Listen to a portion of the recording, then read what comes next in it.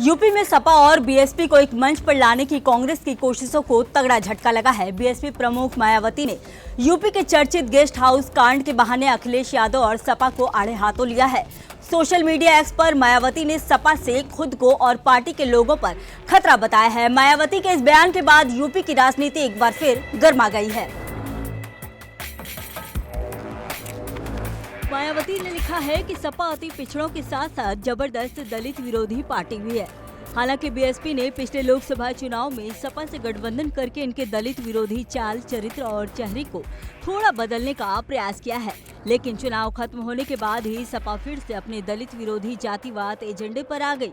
अब सपा मुखिया जिससे भी गठबंधन की बात करते हैं वह उनकी पहली शर्त बसपा से दूरी बनाए रखने की होती है, जिसे मीडिया भी खूब प्रचार करता है।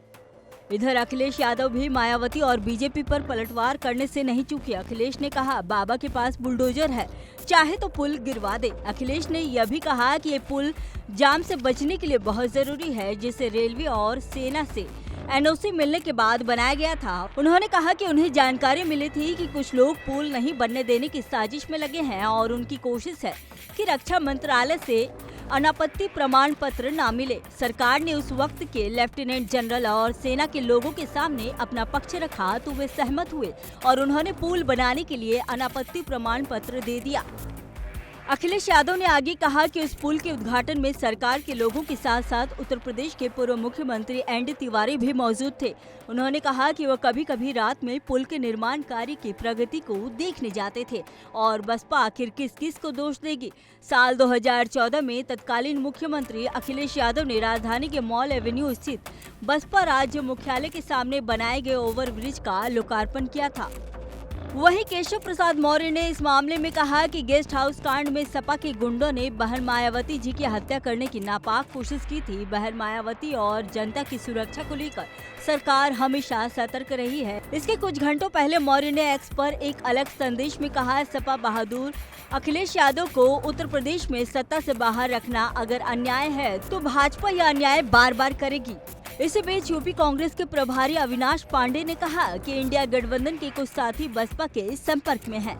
उन्होंने लखनऊ स्थित यूपी कांग्रेस कार्यालय पर पत्रकारों से बात करते हुए कहा कि राष्ट्रीय स्तर पर समन्वय समिति इस पर काम कर रही है। बसपा के साथ गठबंधन को लेकर उनकी क्या चर्चा हुई है, मुझे इस बारे में जानकारी नहीं है। अविनाश पांडे का बयान ऐसे समय में आया है जब सपा प्रमुख अखिलेश यादव खुलकर INDIA गठबंधन में बसपा की एंट्री पर विरोध कर रहे हैं। अखिलेश यादव ने दिल्ली में हुई बैठक में बसपा के साथ गठबंधन को लेकर बातचीत का मुद्दा उठाते हुए स्टैंड क्लियर करने की मांग की थी। उन्होंने यहां तक कह दिया था कि INDIA गठबंधन में बसपा की एंट्री हुई तो फिर सपा को भी अपना स्टैंड क्लियर करना पड़ेगा। अखिलेश ने INDIA गठबंधन में बसपा की एंट्री की स्थिति में सपा के एग्जिट तक की बात कह दी थी। बता दें कि मध्य प्रदेश चुनाव में जब कांग्रेस ने सपा को एक भी सीट नहीं दी थी, तभी से अखिलेश यादव के तेवर तल्ख नजर आ रहे हैं। अखिलेश यादव ने यह कहा था कि जिस तरह का व्यवहार हमारे साथ मध्य प्रदेश में होगा वैसा ही हम उत्तर प्रदेश में करेंगे।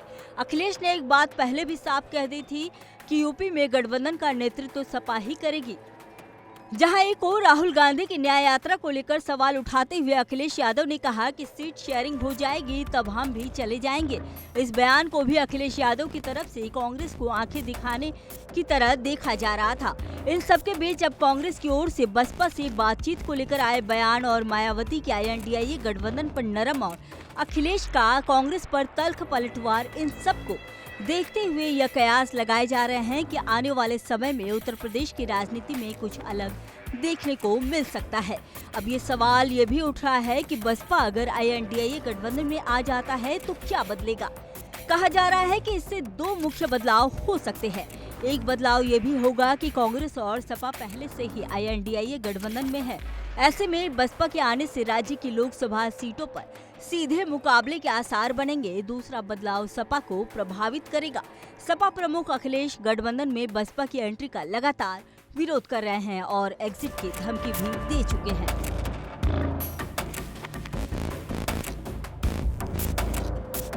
INDIA गठबंधन के घटक दल खासकर कांग्रेस का बसपा से गठबंधन के लिए बातचीत चल रहा है, तो यह एक तरह से तल्ख तेवर दिखा रहे अखिलेश पर प्रेशर बनाने की रणनीति के तहत भी हो सकता है।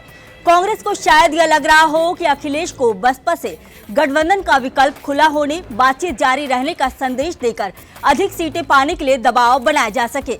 वहीं ये भी बताया जा रहा है कि कांग्रेस की रणनीति हो सकती है कि सीट शेयरिंग पर अगर सपा से बात नहीं बन पाई तो पार्टी के पास बसपा से गठबंधन के रूप में दूसरा प्लान भी मौजूद रहे। शायद यही वजह है कि अखिलेश के विरोध के बाद भी कांग्रेस ने बसपा से बातचीत का दूसरा रास्ता खुला रखा है। कांग्रेस की ओर से मामला ऐसे वक्त में सामने आया है जब सीट शेयरिंग को लेकर पार्टी नेताओं के साथ लखनऊ में मंथन चल रहा है।